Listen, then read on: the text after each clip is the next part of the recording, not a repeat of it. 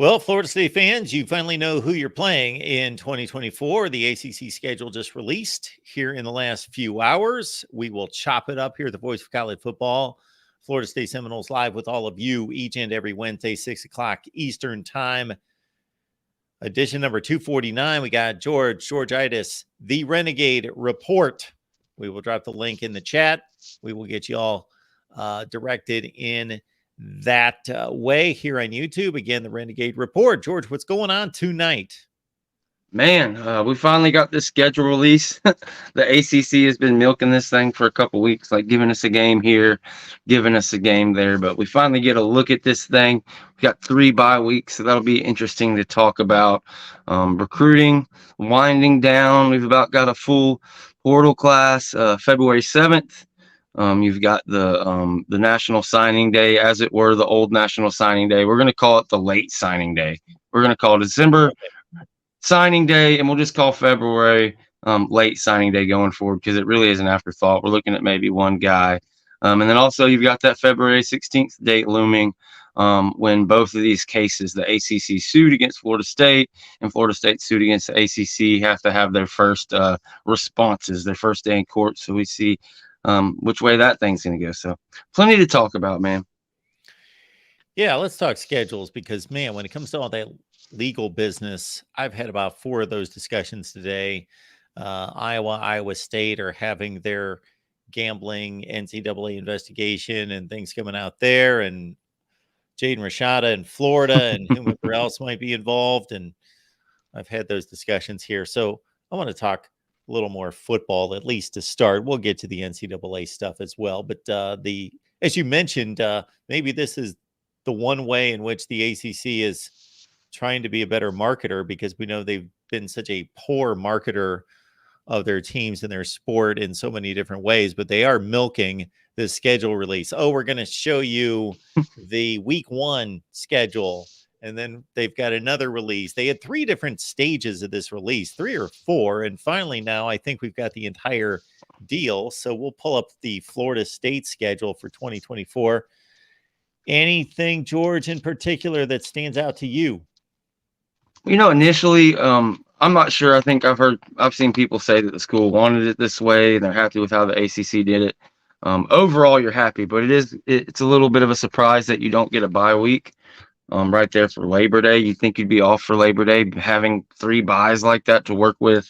But they opted to go ahead and get the 2 standalone games. You've got Georgia Tech, obviously, in Ireland, and then you've got 9 days to get your butt back to New England to play Boston College on a Monday night. But after that, you get that bye week. I think that's the biggest, I guess, kind of thing to look at. Moving into the 12 playoff format, we add a bye week.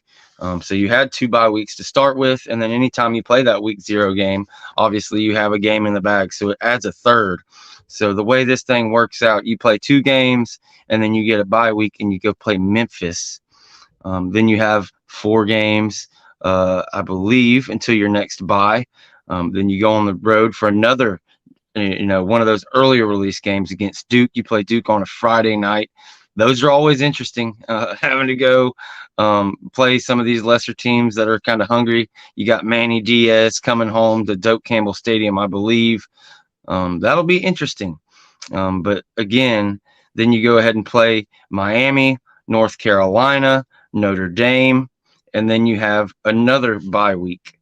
Then you got Charleston Southern and Florida. So there's no crazy runs on this thing. Really, the ACC, like you said, they probably could have been petty and really shoved it to us, but the schedule really, really sets up nice. I'm a little bit surprised that we play Boston College right there coming home from Ireland, but you do have 9 days with it being a Monday game, but it is just a little interesting they decided to do it that way. This is my first look, so let's take it from the top. I'll give you my impression. So first and foremost is playing 2 conference games by the time it's only September 2nd. Is kind of crazy because usually the schedule starts with non-conference games, although the ACC mixes them up to a certain extent. So there are week 1 conference games, and Clemson has played a lot of those, and Florida State have played a lot of those opening Labor Day weekend, Sunday night, Monday night games to showcase the conference. And I think that's a really good thing for the conference. So that's, again, one of the few things they've done right is showcase Clemson and Florida State on Sunday and Monday night the last few years, when everybody who wants to watch college football has to watch the ACC. So that's a good move. But yeah, Georgia Tech, August 24th, that is an early date. And for that to be a week 0, for it to be across the pond, it's just going to be interesting, regardless of how good the game is. Georgia Tech's a decent team, okay team. They won a bowl game against UCF. Brent Key, I think, is a nice addition there as head coach. He's done a nice job in turning that program around. What's that? I was just saying Haynes King. Dude, I agree. Haynes King. Yeah. Haynes coming King back. Play. And just a different setting. And the players, I think, look forward to that. Experiencing a completely different country and sightseeing, and kind of it's a juggling act for the coaches to be able to. They want the players to experience all that they can in a life, what's going to be for many of them, once in a lifetime experience, to go somewhere like Ireland and experience all that, but at the same time, make it a business trip and make sure, hey, we want to come back. We have to come back with a W. And so that's up to the coaches to figure out that scheduling portion of it. And then, they got to recalibrate. So they have the extra couple days coming back off the long trip to take on Boston College. Of course, BC gave the Noles fits in Chestnut Hill with Castellanos, the running quarterback last year. He's back. Memphis, that's a nice little non-conference game. Of course, they're not a Power 5, but Mike Norvell takes on his old team, and Memphis is always one of the best Group of 5 teams. They're coming off a 10-3 year. They won a bowl game against Iowa State. Cal, a conference game. That's weird to look at. Cal is in the ACC. I still can't get used to that. That's really odd. And then it's backed up by a trip to Dallas to take on SMU. And old buddy Rhett Lashley, who was the former offensive coordinator at Miami, who's doing a nice job at SMU. Of course, they won the American Conference last year and were undefeated in conference play. And so you got SMU. So you got another conference game against a very strange opponent. I do not remember, and I'm pretty good at this, George, of knowing who has played whom throughout the decades non-conference. And I don't remember Florida State ever playing SMU or Cal. I'm going to go to Winsipedia and double check myself. I don't think we have. I think I would have remembered either one of those, but it's pretty funny that you have Rhett Lashley coaching SMU, and now as we get into it, I don't want to spoil it, but Manny at Duke. It's like you've got the head coach and one of the coordinators both coaching different teams in the ACC that just want nothing more than to stick it to Miami. So those are storylines on Miami's schedule that's going to be really fun to watch moving forward. Let's see. I am just about there. Let's see. Cal and Florida State have never played. There we go. Yeah. There may be an SMU somewhere like in the 50s or 60s when we first started, but I can't remember an SMU game either. No, I guarantee that they've not played since 1980. I pretty much have everything locked in past 1980, and there we go. SMU and Florida State have never played. Damn. No previous matchups. None. So that's what strikes me crazy about this sport. It's unlike any other sport that you've got schools that have been playing football for 100+ years and they have never played. So I think that's kind of cool, even though Cal and SMU, they don't belong in the ACC, but that's what the What do you mean? Pacific Coast teams on the Atlantic Coast Conference? Yeah, come on now. Crazy. Yeah, I'm old school. I'm an old man who likes. It's the Any Coast Conference. That's what it really is. Any Coast Conference. The Any Coast Conference. Yeah, the Any Coast Conference. I like that. Gulf Coast, Atlantic Coast, Yeah. Pacific Coast. Doesn't matter. I guess we Yeah. got to get us a Great Lakes team in there too. Yes. Got to get the north border of Canada represented by somebody. All right. Well, neither one of those teams should be a challenge, but they're not completely incapable teams, but they both went to bowl games. And so then we got Clemson, of course, the rematch of one of the best games of 2023, the overtime Absolutely. comeback. And who I should be embarrassed that I'm not remembering exactly. Was it Kalen DeLoach that delivered the pop on Monster Nick hit. Klubnik? Monster hit. Absolutely. Yes. That probably made the season right there. Yeah, that was a one heck of a play. And then, of course, Keon Coleman delivering the dagger there in overtime. That was definitely an instant classic. We get them in Doak Campbell this season, so that'll be a big one. That's going to be probably the biggest home game of the year. Actually, we got Notre Dame at home this year. It's weird how them things go back and forth. It's a big home year for the Noles. It's going to be a lot of fun. We got Clemson, Florida, Notre Dame. Yeah, that's going to be a lot of fun. Cannot wait.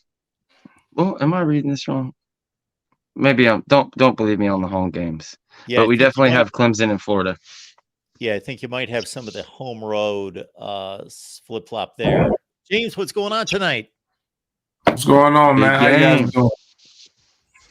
We got James here. This is good. This is good. We're looking over the schedule. I'm guessing you've done this a couple times. So A little bit. I'll finish my run through. I'm about halfway, and then we'll get to you, James, and we'll take it from the top. But yeah, old buddy Manny Diaz. That's interesting. And this is a kind of a sneaky, rough stretch in here. Actually, let's back it up. So, yeah, Cal and SMU should not be issues. It's just going to be interesting to see those jerseys on the same field together. Like George and I were just talking about, those schools have never played. Clemson, Duke, Miami, UNC, and Notre Dame, with 3 of those 5 on the road, isn't necessarily a light touch. That's a pretty good run there. And then Charleston Southern, the scrimmage game to get ready for the rivalry game against Florida at home. So, James, we'll leave it up to you. You can take it from the top and slice this up any way you want. This is a schedule sets up for me to go ahead and do what I did this time last year, in which I encouraged a lot of other people to do it. And if they would have listened to me, they would have got much better deals. To go ahead and book your hotel in Charlotte. Because it could have been worse. And it all depended upon the layout. And last year's schedule, it was basically the first month of the season is what dictated how Florida State was going to go. Their toughest games were in the month of September, and that actually boded basically to be true outside of losing to losing Jordan Travis after the North Alabama game, and still having to play Florida on the road, and then having to play Louisville in ACC championship. Most of the toughest teams are teams that you have more talent than, but will be coached pretty good. And I think those 2 tests will give you something to really and truly look forward to.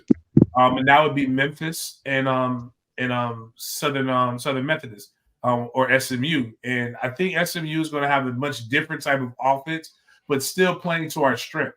They're going to run the air raid. They're going to try to throw the ball around, which is what they do a very good job of.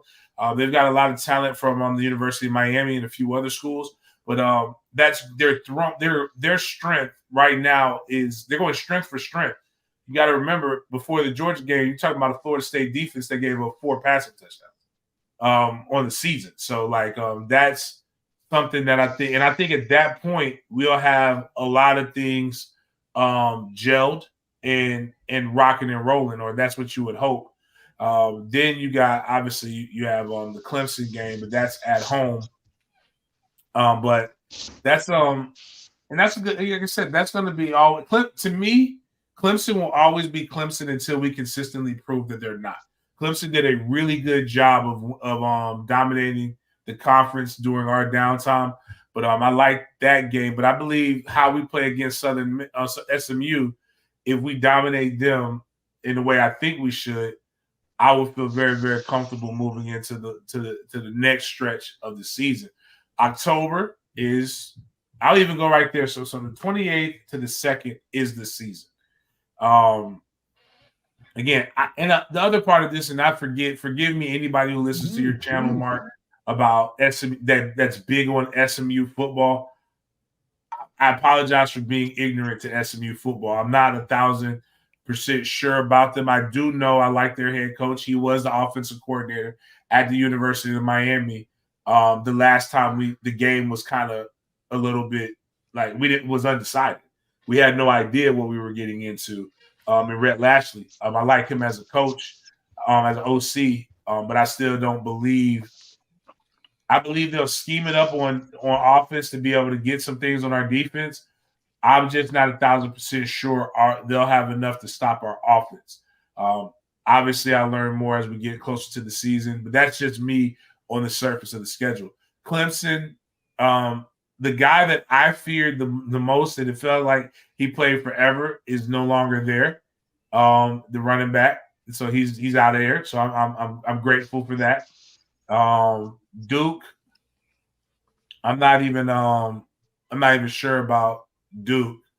You know, they're gonna have. I think Duke will be good. I just don't think. Now I think you know, a lot of people had a lot to say about Florida State's victory over Duke. A lot of very uninformed opinions as well. I mean, we talked about Duke was winning before Riley Leonard went out. Like Riley Leonard was the reason why. A big long touchdown run had something to do with it. And Riley Leonard had been getting rocked that entire game. So it was coming. They hit us. They hit us really, really good, but I'm not sure. I can't say that with them losing as much as they've lost, as well as a head coaching change, that Duke's going to be the scare. Miami is going to be better than Miami has been because of where Miami has gotten better talent at. They're still really, really good on the lines. They still haven't gotten any talent at the wide receiver, but that's going to affect it. I think in a few years, those young wide receivers are going to be good, but they haven't really. Their DBs still leave a lot to be desired, and I think that's where they're still going to be weak at. And I think they'll try to play it a little bit differently, having a Cam Ward, which a lot of what Miami fans fail to admit is that one of the reasons why the game was as close as it was because of how strategic they played offense. They ran the ball a lot more than they did try to throw it. They did not feel confident in their offense. If they were to try to come up and down the field consistently, they know it wouldn't have been. It would have ended a little bit different. Or, you know, like I said, they felt like they could do that. They should have blew us out, but they know they couldn't do it. North Carolina, again, just like Duke, you're talking about a team that just lost a first round, what everybody says consensus first round draft pick. That's coming up with Drake May. It's definitely going to be a drop off. They have not played defense in the last 3 or 4 years. I think that helps us. Going into scroll down, Mark, please. I'm asleep at the wheel, putting in some link from Den Media Group in the chat. Nah, you're fine. Notre Dame, this is typically around the time where Notre Dame season flourishes or it ends. I don't really know what to think right now. I don't know the weather. People are going to pretend like acting like right now there's going to be blizzard-like conditions November 9th in South Bend. They've got Riley Leonard. They got a young man that was at Mandarin High School. His younger brother's now just signed to Penn State. But he was at FIU's all-time leading receiver at FIU. He's up there at Notre Dame. I think he's that game's interesting. I don't know. That's one of my games that I have worried about. Charleston Southern. That's good. That's a good not senior night game. That'd be a good game just to get a lot of guys in the Gators. But it's not a bad schedule. It's not a hard schedule either, though. Like I think Memphis and SMU will tell us everything that we need to know about these teams. If those are just eke by games, then okay, we may be in for a little bit of it might be one of those seasons where that's just where we're at. But if it's a game that we can come in and again, good teams win, great teams cover. If we're out there, we're covering the spread, which I would suggest we're going out there and we're winning by 2 touchdowns, maybe 3 scores.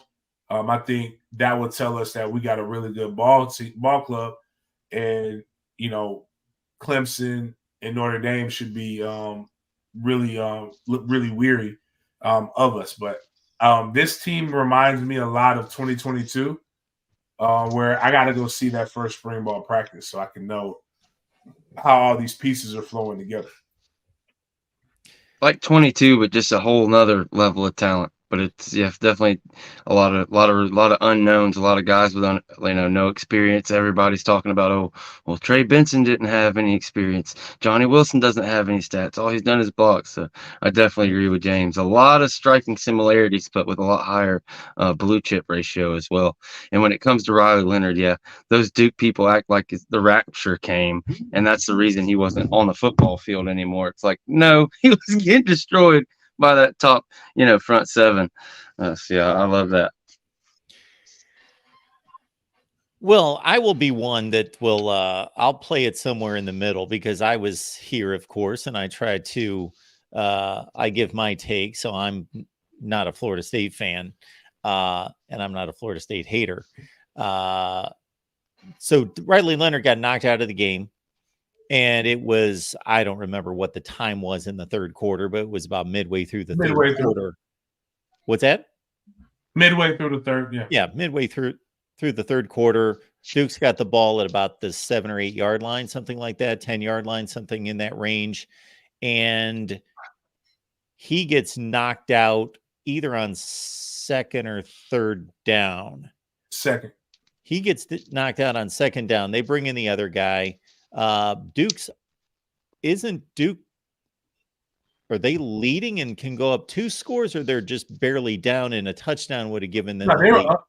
They were up. They would have went up. They were probably definitely going to end up with a field goal at minimum, which they should have still ended up with a field goal. Well, they could have gotten, but they went for it on fourth down. Why they went for it on fourth down, I have no idea. Well, I'll tell you, Mark. You know how coaches do it. Like when you're going up against a superior opponent that you got the best of, you're trying to go ahead and stack the points up. Their coaches knew that they weren't going to win that game, and they knew they probably had got the best of. They might have been up by 2 scores at that point already. I think they might have been up 10. I'm looking it up. I thought they were up like 16-10 or something like that. That might have been what it was. Yeah, that sounds about right. It was just that point, in the game that we've done all year in the second half to where, they start to lean on you and it goes the other way, But they definitely could they had a better chance with him. But that's football, and people get injured on every single play. It's like, we had an injured quarterback too, and we won our games, but not to get in that whole shit again. No, I mean it's not to poo-poo on anything that Duke did. Duke was it's a reason why that coach is at Texas A&M right now. Yeah, like he's a good coach, and Riley Leonard was a good player. But like Riley Leonard's arm, like if you go look at it, even if you go watch the game, and we talk about presence, right? Presence means a lot. It does mean a lot, but I mean Duke wasn't lighting up the scoreboard statistically or points wise when Riley Leonard was in that game, and Riley Leonard would have definitely made the game more interesting. That other quarterback was not anywhere near prepared, which is part of the reason why I'm saying what I'm saying about Duke right now. Even though he'll be better because he'll have more reps. Okay. Here was the deal. Yeah, midway through the third quarter, Duke's up 20-17, and they drove it to the Florida State 4. So they went for it. Yes, they went for it. It wasn't even 4th and goal. It was 4th and 3. And so this is after Riley Leonard gets knocked out. So Elko bypasses the field goal that would have put them up 23-17, still within a 1-score game. He wanted to go up by 2 scores mid to late third quarter. So, yeah, I get the risk. I just didn't agree with it. I would have agreed with it with Riley Leonard on the field, but I didn't agree with it with the backup quarterback on the field taking his first snaps in that environment against that defense. I think it was also because, like, the week before when that young man had to play, he got it. Like, I think he was like, it was crazy. Like, he was like 3 for 12 or something like that. Yes. 2 of which were touchdowns, and one of them, like, he was able to hit the guy like wide open, and there was a guy open. And what's wild is we took a big risk by bringing a lot of pressure on that play, if I remember correctly. But again, it's different. But like and I'm speaking on this confidently because I feel good about it. But I really have to like, I gotta see where we're what our team looks like more, because we have a lot more what ifs than we had last season. I mean, you had Jared Verse, you had Patrick Payton returning, who was the ACC Rookie of the Year on defense. You knew what you had in Fabo. You had an idea of what you had with Fisk. Farmer was starting to come around. I'm curious. But I do know I think Manny's a better coach than what the Miami Hurricanes put off on it. But I also know that Duke is Duke, man. Duke still has some things that they've got to try to that they're working on to try to get better. But I think they're still going to be one of those good mid-tier teams in the ACC that would take a step higher, every few years. I mean, you got to remember, like, they have more but they have more ACC championship appearances in New Year's 6-day bowl games than a lot of teams that we're all saying are going to be pretty good teams this year. Cal, SMU, and Stanford all have as many ACC championships as Miami. Yes, pretty cool. They do. South Carolina's got one more. How about that? Before we get to something that James just said sparked my interest that I want to get your take on for both of you, but I got one more thing with the schedule, and this is not just a 2024 schedule thing with Florida State. This is my overall take on Florida State's approach to scheduling. I've got a lot of respect for it because there are only 4 or 5 teams in the country, if that have a rival out of conference that they have to play every year or choose to play every year. That, sure, Florida's down right now, but they could be a top 5 team in the country. They could be a top 10 team in the country, and they're usually a 9-3 team, pretty generally that kind of program. So they're playing a top 10 to 15 program in the country every year outside the conference. Now, most schools will take that and just say, that's our tough game. If you're Iowa State, you play Iowa every year. That's our game. That's the only one we're playing. We're going to pad the schedule otherwise. We could serve up a zillion examples like that.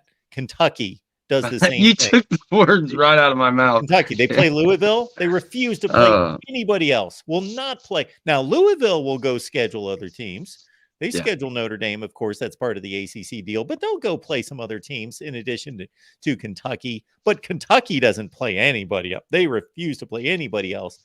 That first FBS appointment catches hell 4 games into the season when Kentucky's totally fresh, like they're coming out of the off season, and that's part of how they've took it to Florida so bad the last couple of years, because they play Florida and they're just completely fresh. And I'll put USC and Florida State's basket of very few teams. They play Notre Dame every year. That doesn't make them hesitant in any way to go out and schedule another big time power team. So I appreciate that Florida State does that. They always try to go out there and schedule another big time program. So this year it's Notre Dame. And then on top of that, got to have some level of respect for Memphis. They're one of the top Group of 5 programs. So that's not a cakewalk. For a lot of teams, Memphis would be a really top good game for them. So they're 3 deep out of 4 non-conference games, in my opinion. So I've always respected Florida State's approach to scheduling. And you start a home and home with Alabama next year.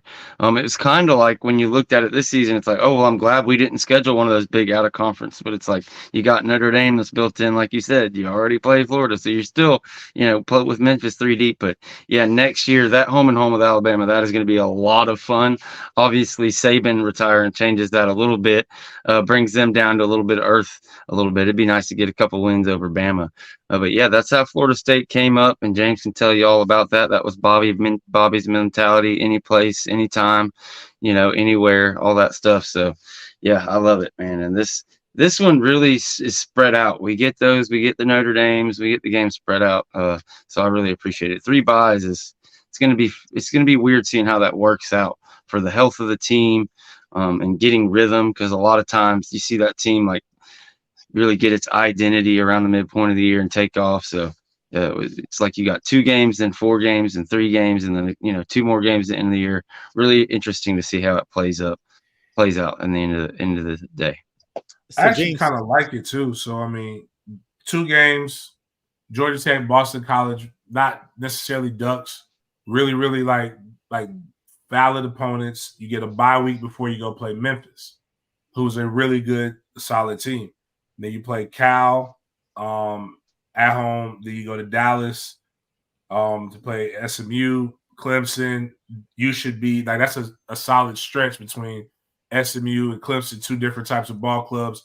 Now you can go back. That bye week gives you opportunity to rest again, look at what you've done wrong, correct mistake, especially with a young team. It gives you more active opportunities for teach, tape, and learning. And then, honestly, I think that extra bye week is a little bit where it's placed at. I would prefer it to be a little earlier.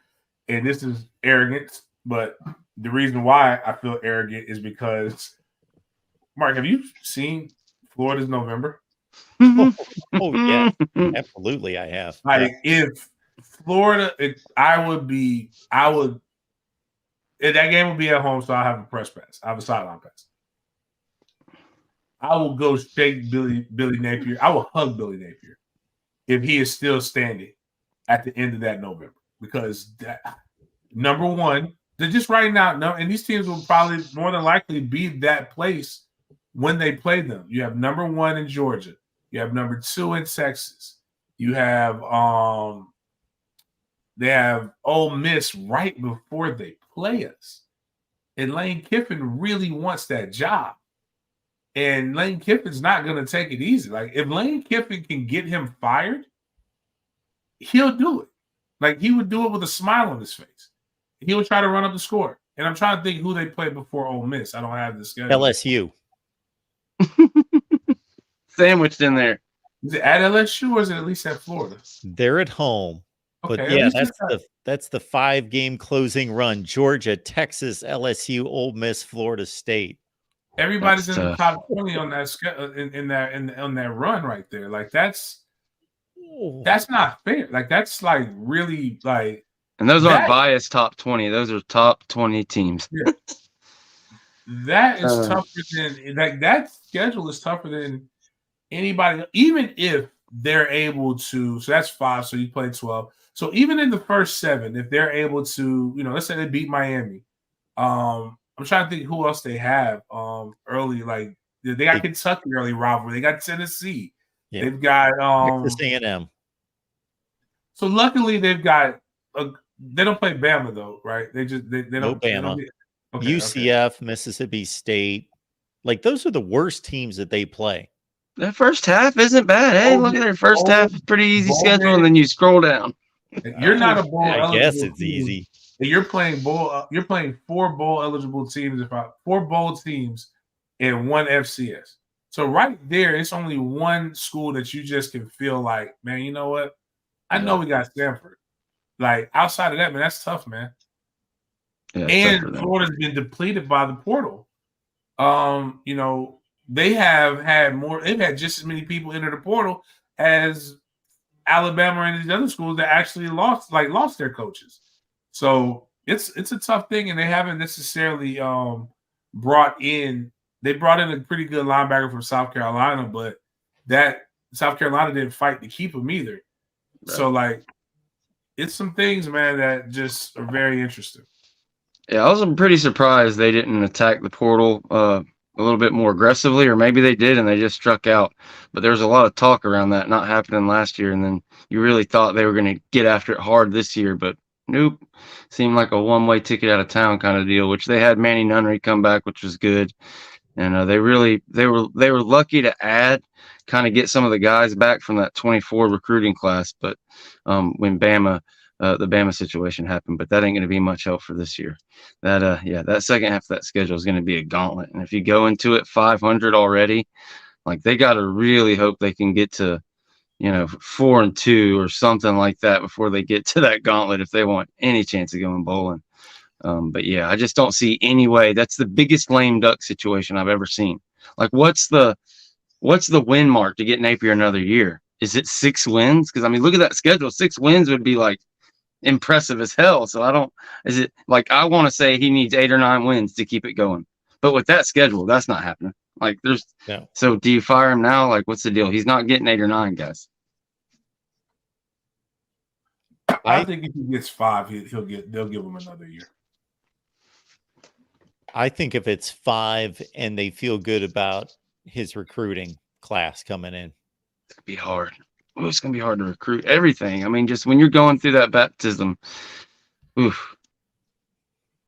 We got a caller here. You want to take a call for the Renegade Report? I guess they think that. I don't know. Well, James mentioned something at the end of his take that I wanted to continue on the path of. So he mentioned what ifs. Like there are more what ifs on this Florida State team going into 24, definitely than 23, and probably even more so than 22. So, George, we'll start with you in regards to what are you most maybe concerned, might be a little bit too strong, but just have questions about that this team needs to tackle in the spring and in August. Yeah, for sure. So I got one for offense and one for defense. Defense is kind of the obvious one. I really like what we got coming back at D tackle. I think we've got a ton of options at DN that they've brought back. Really love the young safeties, the corners, especially with Zaria Thomas. Linebacker, there's just not experience coming back. Luckily, we were able to get DJ Lundy to come back. So really interested to see his next step. We've brought in a young guy like Shawn Murphy. We've got some 2nd and 3rd year guys and Omar Graham Jr., Blake Nicholson. Really want to see what that competition looks like. And when you get to the spring game, what does that level of play look like and what's there going to be planned moving forward? Really like to see a more experienced linebacker, at least one come in possibly after that spring portal period. And then on offense, really getting into what James said and kind of breaking it down, how it's so similar to 2022. In 2022, for different reasons, we were kind of gutted at wide receiver. We didn't lose them to the draft. We just didn't have any receivers over 6 foot. It was kind of a rough time. And Florida State goes out and gets 4 guys out of the portal. You sign this guy, and bam, they hit town, and just not much production in the past, but they just explode. Big time playmakers like Johnny Wilson. I think there's the potential for that for this wide receiver core. I think Malik Benson can be, one of those next big guys. He hasn't done it. The stats aren't there, so it's a lot of projection. But that's kind of what we're talking about when you're talking about a question mark or, a wide receiver position that just you're not sure who the leaders are going to be. I'd love for Hakeem Williams to step up and become that dude, become the leader of the clubhouse. But you also got a guy who is his kind of rival in high school, Jalen Brown, coming over from LSU. You've got a Jalen Lucas, an experienced cat from up north who's going to come in and, he's going to play a lot like Megamind, our guy Ja'Kai Douglas, who also returns. Is he going to be more in the running back room or the wide receiver room? So right there, just kind of seeing what the skill guys do and what they're going to figure out at linebacker, I guess, are my 2 position units to look for. Who has to prove what to you, James? The biggest thing is you've had such really good quarterback play for the system. So you need to find out how good is DJU. If DJU can, and I'll be honest with you, it's not that he needs to do anything outside of what he's been asked to do. Everybody talks about him like he was just like he got benched at Clemson, but he also led Clemson to an ACC championship, and he got benched during the ACC championship game. I believe both years he was 23. He was basically 3-to-1 touchdown to interception ratio. I prefer that his interceptions go down. He does not fumble the ball. A lot of people say he doesn't run physical. I don't need him to run like Jerome Bettis. I need him to throw the ball and be a willing runner. He doesn't. He's not. I say all that to say is he's not a turnover machine. If we can get those interceptions toned down a little bit more and have everything else clicking, I think that's all leadership. Our quarterback runs our offense. Like, can you keep a defense honest on the zone read? Can you make the right reads on the RPO? Are you going to be tremendously accurate? Now, we can't be at 58% accuracy. We probably got to get a little bit higher. But I think something that we have now in a wide receiver room that we haven't had outside of Pokey is we haven't had a guy who can take the top off of a defense. Like but now you've got 4 wide receivers that are damn near Olympic level speeds in the 100. So you got, decent, like I said, not necessarily Usain Bolt, but you've got 10.5 or greater. So I like that. I also like Roydell Williams in that the running style and the patience he has. But we got breaking news, guys. Sorry to interrupt you. Let's take it. Jim Harbaugh going to the Chargers. Oh, he did take it. Okay, yeah. Finally, let them out of it. So I think they must. He's not. Just, they must have known that was coming. They have their idea. Either they're gonna go in house or something. Got to. I'm already looking at what linebackers they got. I wonder if they've got anybody that Randy likes. That'll be the talk of the timeline tonight for sure. Oh man, that would be interesting. Remember there was rumors about Brian Kelly going. Yeah. And one thing too, Mark, we made some adaptations. I want to know what, and I don't like how I watch the game differently than everybody else, and a lot of people, even fans, even FSU fans, they talk about how bad the offensive line is, and if we look at the offensive line, and I think they can always get better. There's improvement. There are things that need to improve. The offensive line is the spine of the offense, right? You can't have a good body without having a stable spine. Or if you want to not go that drastic, a core. You can't, anybody who does things that are very great, you cannot have a bad core. You can't lift heavy if your core is unstable and not solid. Even those guys with guts that lift a lot, they got solid cores. Go punch the gut. The gut is pretty solid. The muscles there are good. It's like Pimp My Ride. They putting all the TVs and shit in the cars, but they got no drivetrain. They got a motor that works. You got to have a motor that works. But I say that to say is I don't think people understand how difficult it is to average 450 yards of total offense with a good line. If Florida State's offensive line is that bad, and it's balanced, meaning they do it with the run and they do it with the pass. A lot of the sacks that Florida State gave up, if they go back, they'll tell you they're attributed to Jordan Travis, maybe holding on to the ball too long and spitting into things, spitting into sacks, and not being willing to run. I don't think people realize that there's some things in there that when I watch it, this is why I like Roydell Williams. His patience in the running game is what makes him good. It's a reason why Trayshawn Ward was not a better back, a different back. So while there are things that we would love to see, road graders and stuff like that, pushing people around, but our offensive line is fun. Now where we're weak at is we're not deep. Like we're trying to get deep. We're a little bit better, but we're still not. We're not 2-3 deep at positions of need. So I would like to see how that works this spring as well. But I'm really looking at DJU. The fan base has embraced him and his dad. It would be awesome if he's as good as what we believe he can be. Mike Norvell brought in a Navy SEAL. I don't know if that was today, sometime in the last few days. Guys seem to be pretty impressed with that. Are you a big believer in that kind of stuff, James? It was the Thursday before where everybody was saying that. Do you remember there was Mike Norvell? The Florida State's called an emergency team meeting. DJ Shipley. If people thought Mike Norvell was preparing to tell them he was going to Alabama, that's when the Navy SEAL came. That's when the Navy SEAL came. And that's what I was telling people. I'm like, yo, like I actually told people on the timeline. They're like, Mike's leaving. I said, they had an emergency team meeting. I said, they met with a Navy SEAL. I talked to Luke Cromahawk, one of the freshman quarterbacks. He was pumped. He was like, yo, I happened to have been in Tallahassee too at the same time. I didn't go see the Navy SEAL, but like those things are cool. Like when you do in the off season, they'll bring a speaker like once a month.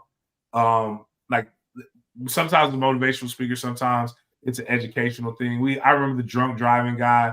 There would be a guy, they made you wear glasses of like what it's like. Those are tough. They always take it to the next level.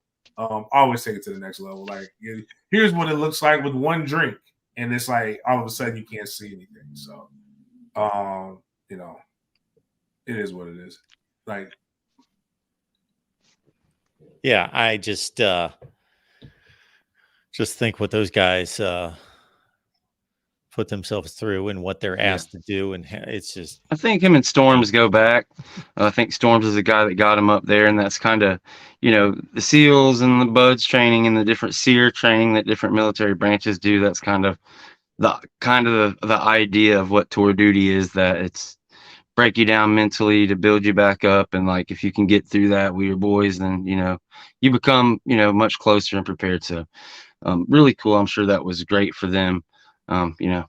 Whether you want to take the military terminology, neither here nor there. I love the whole idea around it, and the brotherhood it builds. Like James always talks about mat drills, and that's something that's got weaker and weaker over time. So I like us being on the cutting edge of getting out there and getting after it and getting these guys to build some brotherhood amongst each other. Off the top of my head, George, in regards to linebackers at Michigan, their two best players there, they only play two linebackers. They're off to the NFL, Junior Colson, Michael Barrett. However, their third guy who rotates in a ton, he was all Big Ten freshman at Nebraska the year before, and he rotated in, transferred to Michigan and played quite a few snaps, Ernest Hausman. So he might be a guy that you might want to look out for. Now with the new rule, he could jump right back in if he has no major loyalties there. We'll see. It's just but he did play at Michigan this last year. Yeah. Good deal. Yeah, love it. We could use somebody with experience, that's for sure.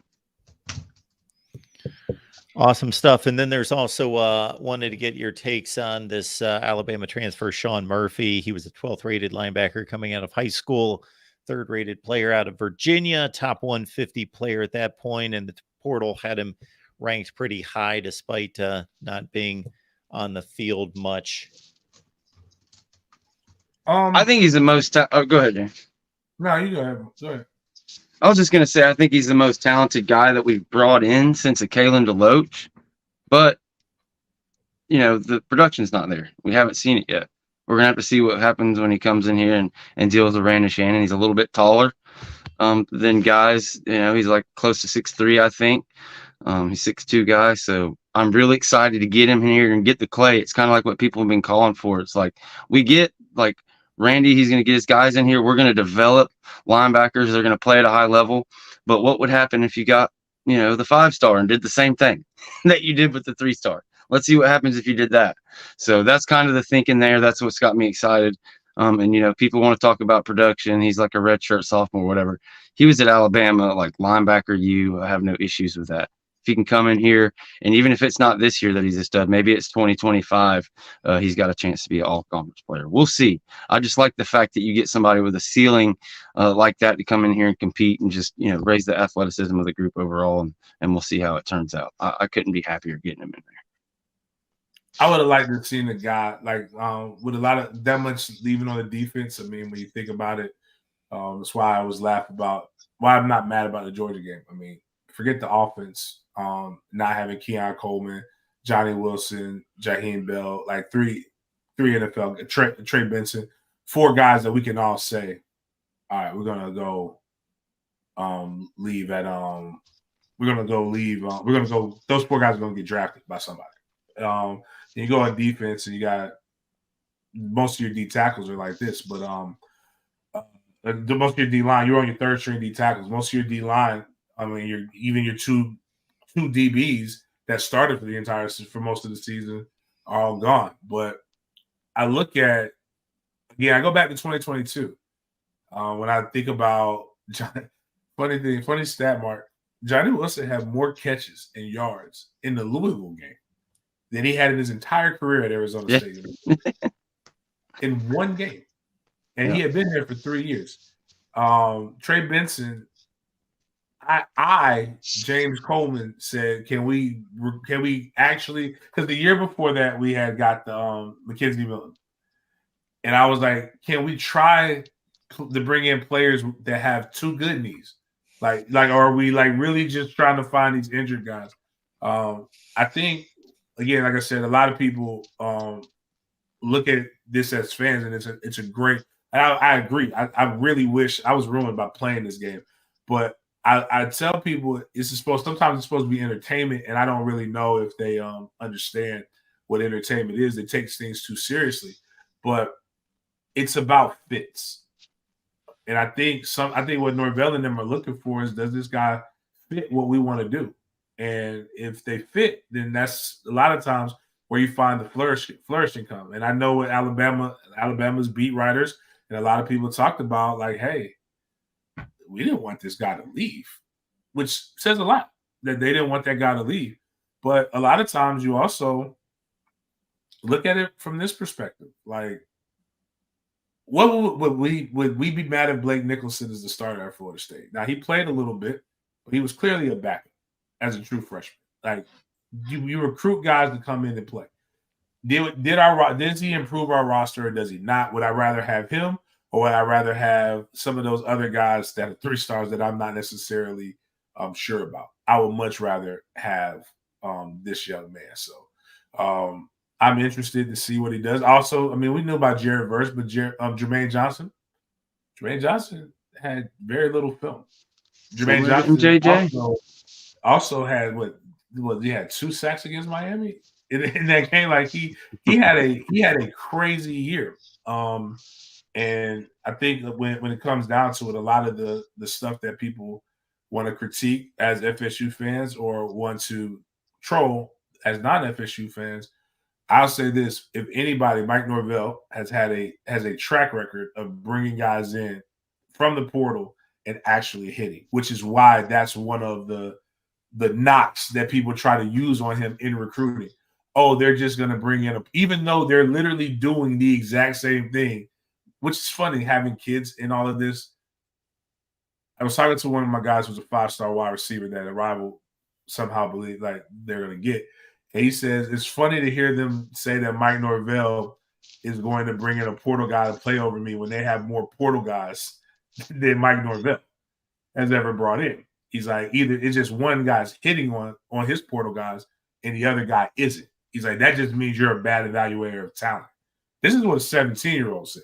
And yeah, so what happens is at the end of the day, kids still want to be a part of a winning program. They like to be a part of the winning program. That's why they transfer out. But at the same time, it's like I said, I think Florida, like I said, we're in a situation of wonder, and more for me. I don't really read what other people write. Those guys covered me, and I've seen a lot of other stuff, and I think they do tremendous jobs, and I don't knock fans for doing that. I don't necessarily believe others when I have the ability to just go and see for myself. And then that's why I'm still kind of reserved. It's a lot of new pieces, and I know how it goes, but you need to have those things kind of merge the right way. That's why I would love to play. Who did we play before we played LSU in 2022? Give me the deaf and the blind school the first game, so we can beat them like 66-0, and we can feel good, and then we go into LSU. But I'll know more that first our second week in March when we first start spring ball. Can't wait. We got the Den Media Group link in the chat, folks. James, what's going on there? Man, we've off season, so there's, I can try to pretend and make up things, but there's not a lot of stuff to talk about in the off season. So you must, create good content. Unlike a lot of people, I cover the NFL. I also played. So over the next course of a couple months, we will have member only content, but right now it's available to everybody. We have a interview series called Dope Boys. We've interviewed 3 former FSU players. I think that those players are dope. We had Lorenzo Booker, Matt Myrod, and Xavier Lee. I think if you go listen to those, you'll get insights on Bobby Bowden stories of Bobby Bowden that you've never heard before. You'll hear about guys that you might have rooted for and like how they came to Florida State, what they're doing now in the past. Xavier Lee's was really insightful because it shows about a guy who was a 5-star prospect in all world, and it did not end the way that he wanted to end, but also the maturity that it takes to be able to, take ownership in some of the things. And that's why I was really excited to get X on. We'll be doing those now. There'll be member only lives. So like members will be able to come watch, ask questions, do different things, and then we'll put we'll rebroadcast it so that everybody else can see after that. So we have that. Combine's coming up. We'll be doing interviews. We'll have a lot of guys in the combine. So we'll be doing a lot of things back and forth outside of the normal Big Games BS. We are 365 away. The Vince Williams one, guys, you got to read. That was from 2000. That was just a throwback Thursday one. Tomorrow, I will post another throwback Dope Boys interview for people to watch just to see the progression of how we're doing. But Big Games BS, Monday, Wednesday, Fridays, 9:30-ish. We are 365 subs away from giving away our next cash prize. We will give away $500 live to a listener once we get to 5,000 subscribers. And then we will give away a second cash prize to members. That's guys, I'm talking about memberships. It's $3.99 all the way up to $100. Doesn't matter which level of member you are, you will be eligible to win the cash prize. So it could be $1 because for 1 like, it could be $500 for 500 likes. Bottom line is somebody's going to win. So that will probably be, if it keeps going, sometime in the middle of February. So if you need a good Valentine's Day gift, y'all get me to 5,000 subscribers, and we will make sure you have the money to be able to take your old lady on a date. George, we're up against it. Renegade Report, what you got there? Yeah, the Renegade Report, man. We're Tuesdays, Fridays, and Sundays. This Friday, we've got Freddie Stevenson and Jason Staples. We're going to try to do a doubleheader. Probably do one of those like James was talking about, make one of those members only, do our first members only show. But we got a ton of stuff. We got a big show with Doug Rohan, touching up on all the very latest stuff with the ACC suit. We've had plenty of guys on. Just go check out the library. It's at The Renegade Report right here on YouTube, at The Renegade Report. Awesome. Thanks, guys. Appreciate you making this happen. Without these two, we don't have a channel. We don't have a show. We'll see you back here next Wednesday, 6 p.m. Eastern.